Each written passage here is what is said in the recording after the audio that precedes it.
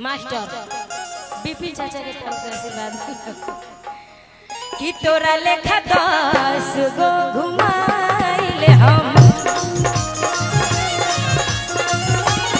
कि तोरा लेखा 10 गो घुमाइले हम अरे धमकी देखइए जाते दोसरा से डर नहीं लागेला छोकरा से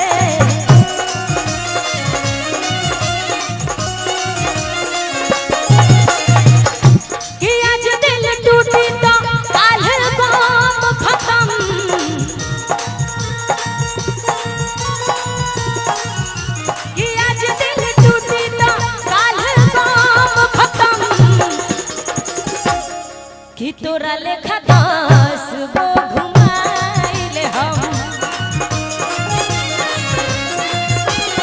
कि तोरा लेखा 10 गो घुमाइले हम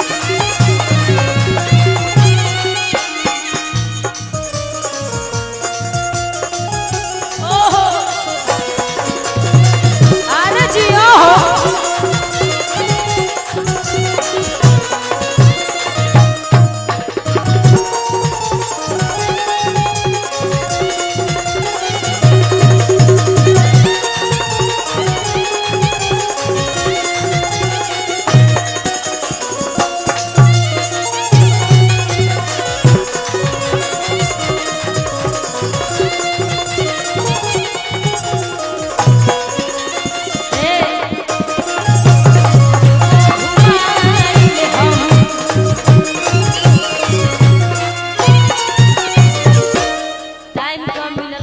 ऐसे ढेर कुछ ना बोले सीधे सीधे अपन ही ठीक गाना गाए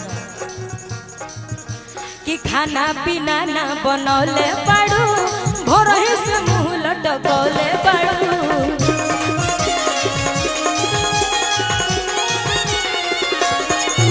अरे खाना पीना ना बनौले पड़ू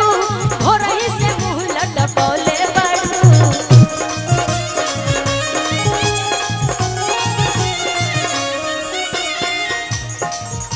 कि काहे बेचैनी में बाड़ू करे जा देखल न जाला तड़प तड़प काहे बेचैनी में बाड़ू करे जा देखल न जाला तड़प तड़प एक कहब मुखड़ा गाई बापन दिहल दरदिया सैया दोनों तरफ रगड़ी ले बरा रगड़ी ले